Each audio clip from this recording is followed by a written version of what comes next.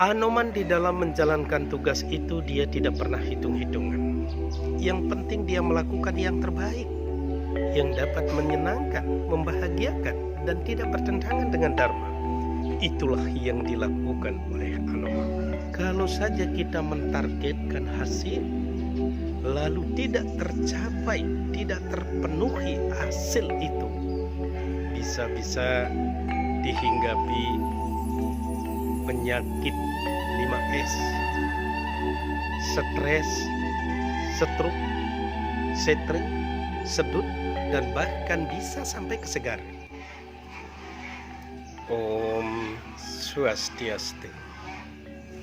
Pemirsa yang terkasih dimanapun berada, pada kesempatan yang berbahagia ini kembali saya bersua, yaitu menyampaikan pesan Dharma.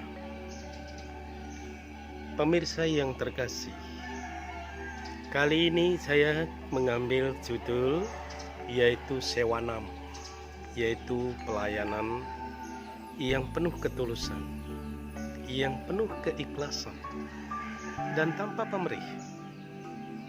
Mengapa kita melakukan sewanam yang tanpa pamrih?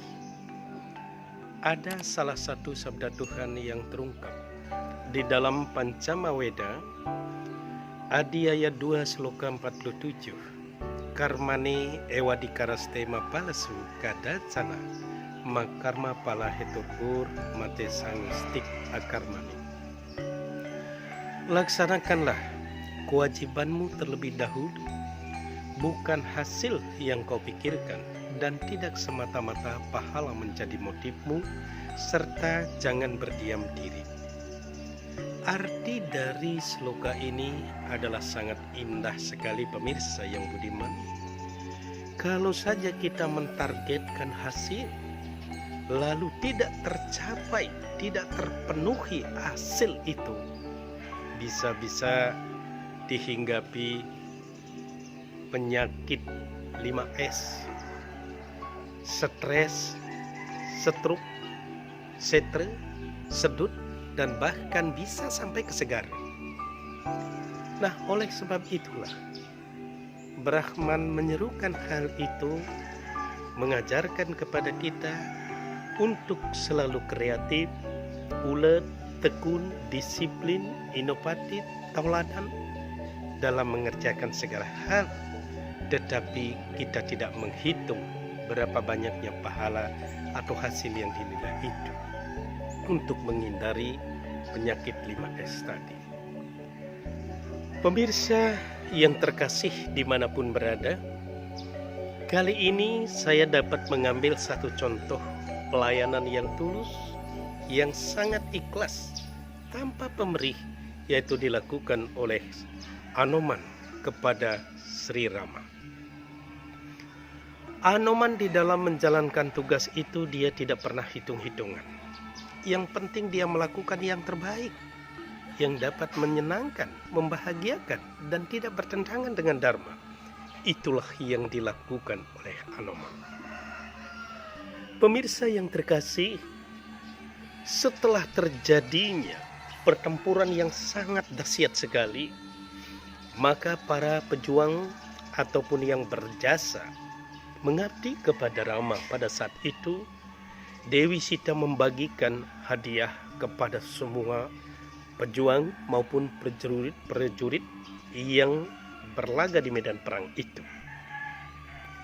Semua pada gembira. Akhirnya, yaitu Dewi Sita berpikir, kenapa Hanuman yang begitu dahsyat belum mendapatkan yaitu pembagian hadiah? Pemirsa yang budiman, maka pada saat itu Sita menyampaikan kepada Sri Rama, wahai junjunganku Sri Rama, aku akan memberikan Anoman hadiah kalung, yaitu intan berlian yang pemberian ayahanda Prabu Candaka. Pada saat itu Rama mengangguk dan bahagia, dan pantas kalau kita lihat dari perjuangan Anoman di dalam menegakkan dharma dan kebenaran itu. Pemirsa yang terkasih, Akhirnya pada saat itulah Dewi Sita melepaskan kalung intan berlian itu dan memberikan yaitu Anoman. Tapi Anoman sangat teliti sekali memeriksa satu persatu dan dipecahkan dengan giginya dan dibanting. Pada saat itu Dewi Sita dalam hati, dasar monyet yang tidak tahu diri. Itu hadiah yang aku berikan, hadiah yang termahal. Kenapa Anoman melakukan hal seperti itu? Maka pada saat itulah Rama mendekati Sita. Wahai Dewi Sita, cobalah kamu selusuri. Kenapa Anoman melakukan hal seperti itu? Pada saat itu Dewi Sita mendekati Hanoman. Hanoman, kenapa kau hancurkan pemberianku? Apakah kau tidak suka dengan hadiah yang aku berikan? Pada saat itu Anoman bersujud. Dia mengatakan, wahai Dewi Ibu Sita, satu persatu butiran-butiran kalung ini aku periksa. Sama sekali tidak ada Tuanku Sri Rama ataupun Dewi Sita. Aku tidak memerlukan semua perhiasan, ini tidak berguna untukku. Yang aku inginkan, bagaimana Tuanku Sri Rama, Dewi Sita bersetana di dalam hati nurani, di dalam lubuk yang paling dalam.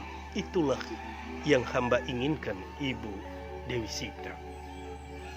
Pada saat itu Dewi Sita menyadari itu luar biasa apa yang didambakan oleh Hanoman. Dan Hanoman pada saat itu mengeluarkan kuku-kukunya yang tajam. Dan pada saat itulah dia merobek dadanya. Ternyata yang kelihatan di dalam hati Hanoman adalah Sri Rama dan Dewi Sita bersinggah sana di dalam hati sang Hanoman. Ini artinya sangat mendalam pemirsa yang budiman. Karena itulah sesungguhnya bagaimana cara kita, upaya kita, usaha kita untuk menempatkan agar Tuhan berstana dalam hati nurani kita yang paling dalam.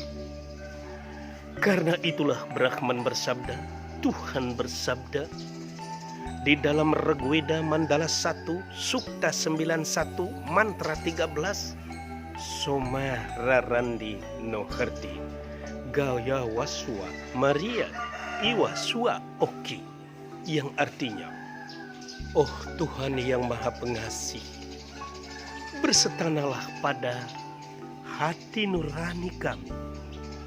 Jadikanlah tubuh kami sebagai pura, sebagai tempat setanamu. Oh Tuhan yang maha pengasih, bagaikan sapi yang merumput di padang yang subur, dan bagaikan gadis di rumahnya sendiri. Itu sabda Tuhan. Kita selalu menyebutnya, selalu mengagungkannya, agar Tuhan berstana di dalam hati nurani kita semua.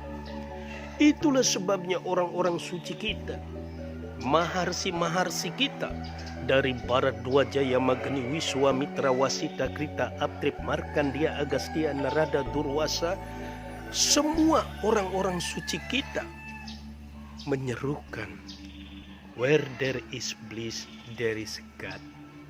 Di mana ada kebahagiaan, disitulah Tuhan memberikan satu anugerah. Kalau kita sudah bisa menempatkan, Tuhan memberikan anugerah kepada kita, maka niscaya kita melakukan satu hal yang sangat mulia. Pikiran, perkataan, perbuatan tidak menyimpang dari dharma dan penuh kebahagiaan.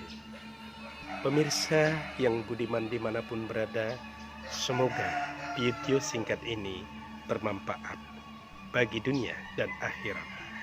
Om Santi Santi Santi.